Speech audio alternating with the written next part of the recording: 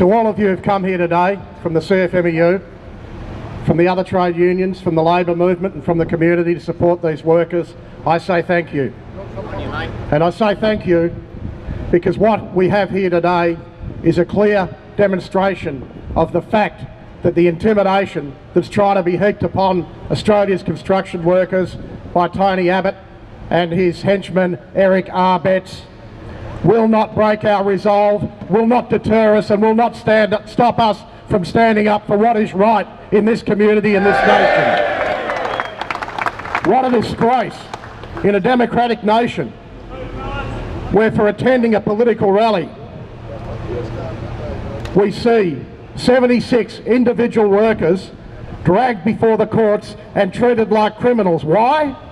Because they dared to go to a public demonstration in support of Australian apprentices, of Australian jobs and of a fair distribution of income in the wealthy Australian economy.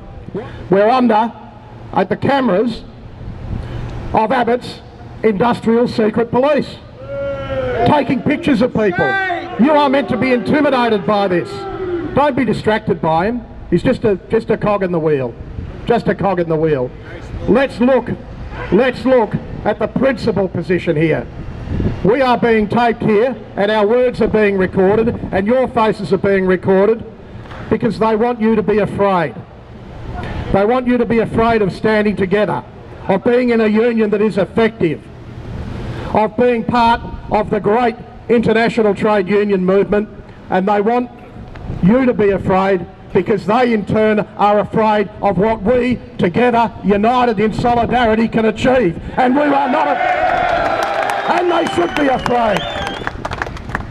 I was in Sydney earlier this week and I walked past the Sydney Town Hall and there was a memorial service occurring for a great Australian, Edward Gough Whitlam. And I looked at it and I listened to the words of some of the people speaking, Noel Pearson, John Faulkner, Graham Freudenberg, and they talked about a government which was in place for the people of Australia, which ended conscription, which introduced free healthcare for all Australians, that opened up opportunity in education for Australians, that treated Australian workers with dignity. And I thought, take that vision that this country had and that man had and that we benefited from and contrast it with this mean, backward-looking, authoritarian government we've got now under this disgraceful individual Tony Abbott. No amount of intimidation of these workers. And by the way, what about these 76 workers who've made a stand for their communities and are being penalised? Do we stand with them? Do we stand with them? I stand with them. Every Australian should stand with them. I'm proud of them. I'm proud of them. And these are the people and those of us who are prepared to make a stand for democratic rights, for jobs, for justice, for a future for young Australians who will hold their head up going into the future. And the Australian labour movement and the CFMEU and the reputations of all of these people will be held high when Tony Abbott is consigned to the stinking dustbin of history where he belongs.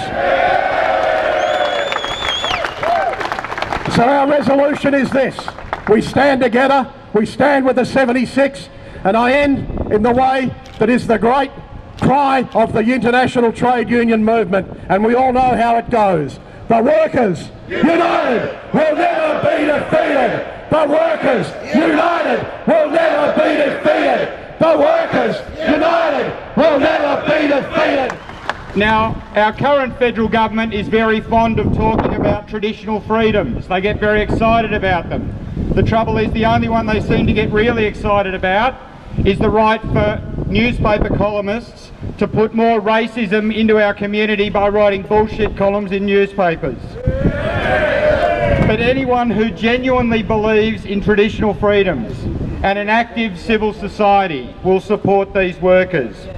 Anyone who actually means it when they say that they support the rights of others to hold and express views which aren't the same as theirs would support these workers.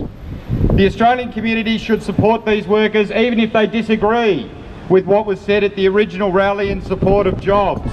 Even if they don't much like unions, and even if they don't much like the CFMEU, they should support these workers. These 76 workers face persecution by a rogue agency of their own federal government, and this is a shameful thing, friends. These workers have the support, the strong support of their own union, they have the support of the other unions in WA, and they have the support of unions around the country, and they deserve the community's support. We're not rolling over, we're not pleading guilty, we're fighting this one to the wire. I think it's clear to know, fellas, you have got 100% support, not only from your comrades of the CFMEU and WA and all the other unions that are here, but across Australia.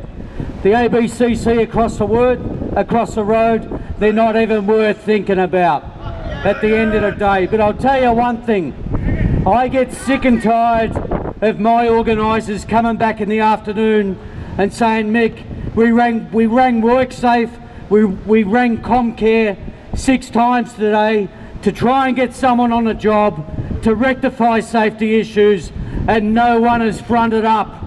And yet we've got a community rally here, we've got support for these 76, and these goons across the road, 6, 7, who knows, they'd be hiding in all sorts of corners, are everywhere. But when it gets to safety on the job, when it gets to looking after workers' rights and seeing that they turn home at the end of the day the way they arrived, the government has no one there available.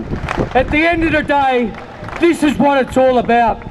It's about our future generations, and it's about getting job opportunities for West Australian children to be able to come up and have good careers within the construction industry, within the maritime industry, within the manufacturing and the metal trades industries to come through. Well done, young fella. We're doing this for you, mate. Union! Body, body, union! What's up, mate? Good boy.